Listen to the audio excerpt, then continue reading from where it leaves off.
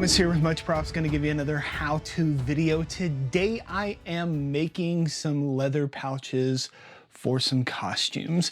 Now it's not anything in particular, but I do find that when I go to the Ren Fair and conventions and things like that, a lot of time you are battling, where do I put my stuff? And one of the easiest ways that you can do this if you're wearing a belt is by making pouches that hang off of them. So I thought, instead of buying the ones that you can get on Amazon, which typically look kind of cheap, they're made out of cardboard pretty much with vinyl wrapped over the top of them, we're gonna make some out of leather. I'm gonna template a couple of different sizes out and then go from there. So today we are making some leather pouches for funsies. Let's get to building. I drew out 3 different templates for this build, changing the shapes on them slightly so that it can be adjusted to the needs of the wearer. You could also scale the pattern up or down if you wanted a bigger or smaller version. For this leather working adventure, I decided to not go with the traditional stitching that I've done in the previous builds, and instead I'm going to do some leather lacing instead, which is why you see all of the holes on the pattern. Trace the size of your choice onto your material of your choice. I'm going with the back side just so that I don't have to worry about the mark showing. I have scrap from my Viking backpack build that you should definitely go watch if you haven't already, as well as some remnant scrap that I bought from the hobby store that I'm going to use for this build. So I'm just mixing and matching the leather up to get cool contrast.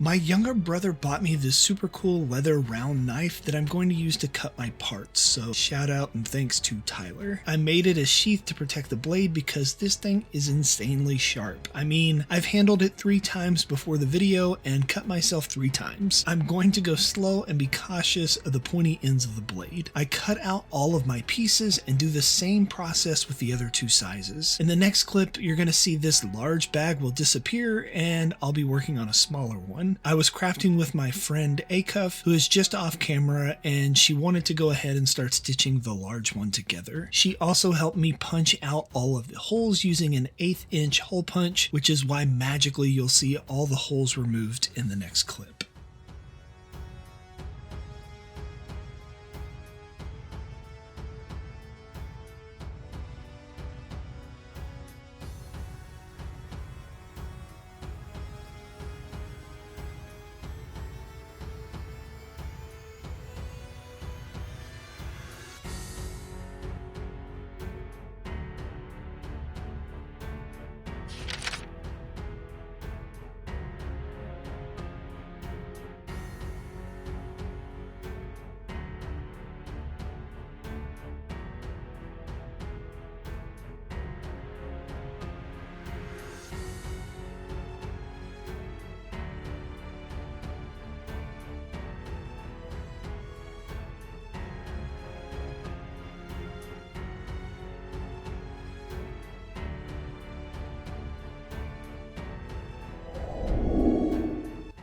Each of the pouches has a different orientation of the strapping on the back. The bigger ones hang lower off of the belt, and the smaller one is sitting in the middle of the belt line. You could definitely move these holes to a position that you'd prefer it to rest. I just pick these at random, I guess. bias. I attached all of mine with rivets. You could also do this with waxed leather threading if you prefer. Rivets are pretty quick and simple to install. The outside small piece is called a cap, and the part with the shank is called a post. Insert the post into your materials, snap the cap on the top of it, and then smack the rivet with a rivet setter on top of a small anvil or small piece of metal. You could use other types of rivets for this application, but for me, the cap rivet is a cheap, fast, and good-looking choice.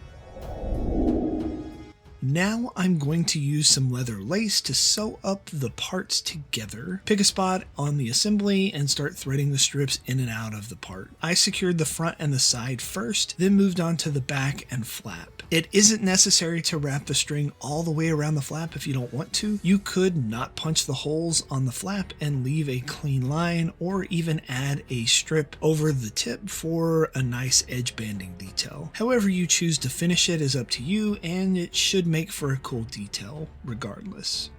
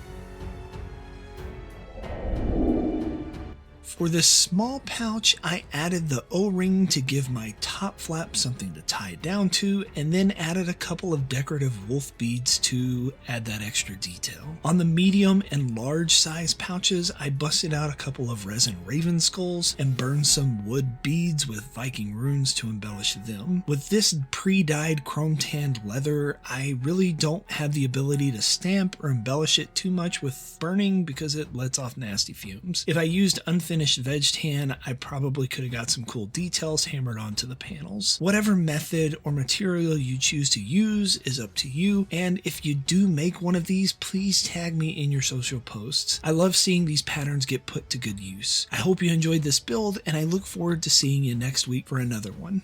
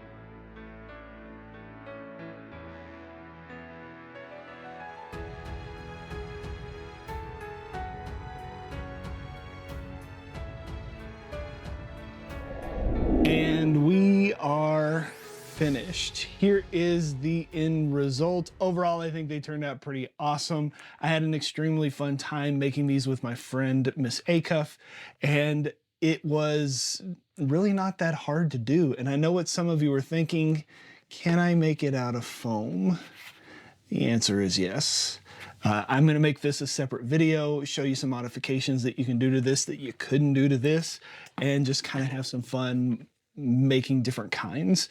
So maybe you will try and make something like this yourselves and impress your friends with your ability to find something that hides your magical tablet device when you go back in time to a Renaissance festival. Yeah. Maybe you'll get some. Yay! And inevitably, they're going to ask you, how'd you make that? You can give them one of these, tell them much props. Guess it's time to put them on a belt and go to a Ren Fair. Peace out.